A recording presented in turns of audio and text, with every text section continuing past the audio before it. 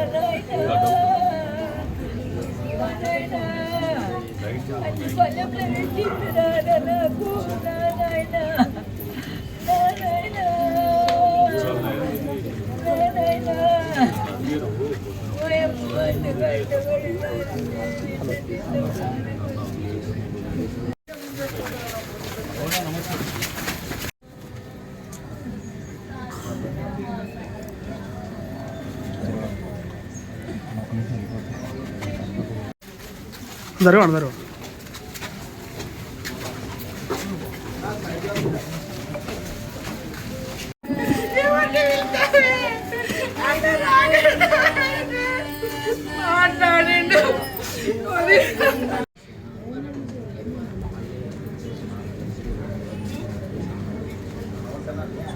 చాలా బాగా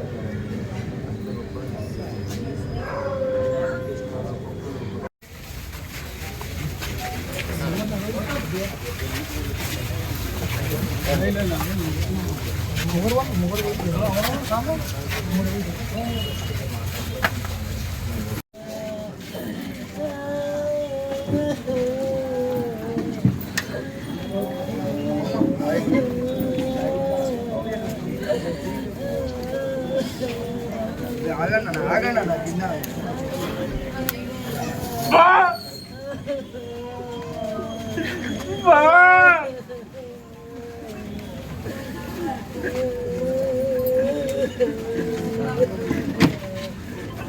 కట్టెలున్నా కింద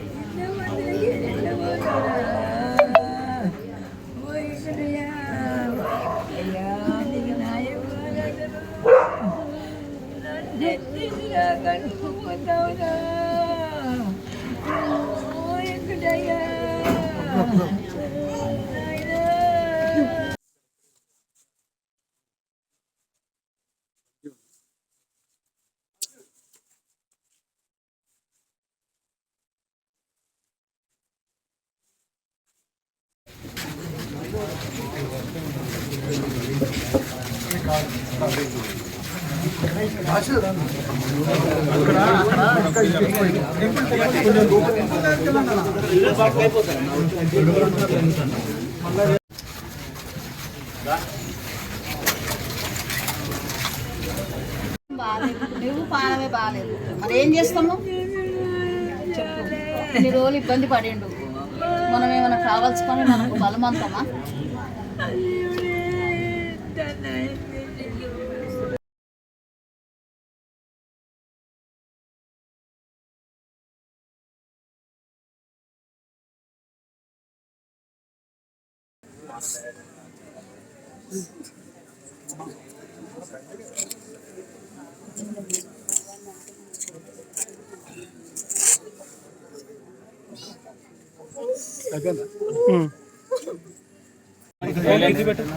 ఫిష్ వెంకట్ అనేది మీ అందరికీ తెలుసు. ఒక స్లాంగ్ తోటి అంటే దాదాపు అందరూ కూడా అనుగుణంగా మాట్లాడుతూ ఒక గొప్ప నటులను చూసిన మన ఇండస్ట్రీలో అద్భుతం ఏంటంటే ఒక స్లాంగ్తో వచ్చిన ఆర్టిస్టులను కూడా ఎంకరేజ్ చేస్తూ వాళ్ళ స్థానాన్ని ఇచ్చింది ఈ టాలీవుడ్. ఆ స్థానంలో ఫిష్ వెంకట్ అనేది ఒక మార్పు. మనందరూ తెలుసు ఆది చిత్రంలో జూనియర్ ఎన్టీఆర్ గారిని ఒక అద్భుతమైన స్థానాన్ని సంపాదించుకునేవాడే ఫిష్ వెంకట్.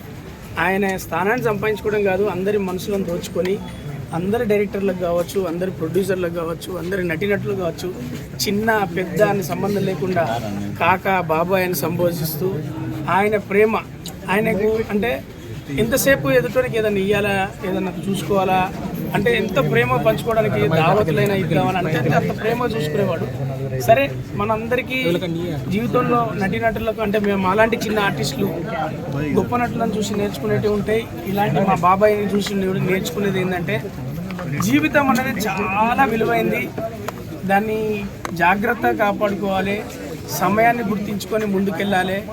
ఇప్పుడు నేను చెప్తున్నా, నేను అప్కమింగ్ ఆర్టిస్టులకు కావచ్చు, మిగతా ఆర్టిస్టులకు కావచ్చు, ఇక్కడున్న మీడియా మిత్రులకు కావచ్చు, యూత్కి కావచ్చు, మన ఆరోగ్యం మించిన ఆస్తి లేదు. దాన్ని కాపాడుకుంటే కుటుంబాన్ని వదిలేసి వెళ్ళే స్థానం రాదు. మరి ఫిష్ వెంకట్ గారు మరి అతని దగ్గర మనం చూడాల్సిన పాఠం గుణపాఠం కావచ్చు, ఏదైనా కూడా కావచ్చు. అతను లాస్ట్ వరకు కొట్లాడింది ఇంకొద్దిలా బాగుపడి ఇంకొద్దిలా మళ్ళీ లేచి మళ్ళీ నటించి వాళ్ళ కుటుంబాన్ని సెట్ చేయాలి అనే తాపత్రయం ఉండేది. మరి దానికోసం మేము ఫోన్లలో మాట్లాడినాం, ఎందుకంటే షూటింగ్లు అతి దూరంగా ఉండేది. కానీ వద్దాం అనుకునే లోపు ఇది ఈ విధంగా జరగడం చాలా బాధాకరం. మళ్ళీ చెప్తున్నాను, మన ఆరోగ్యాన్ని మించిన ఆస్తి లేదు. అది కాపాడుకుంటే తప్ప మన కుటుంబానికి మనం చూసుకోవాల్సింది మనం ఉంటేనే మన చరిత్ర. అదొక్కటే మీరు అందరూ నేర్చుకోవాల్సింది, మేమందరం నేర్చుకోవాల్సింది.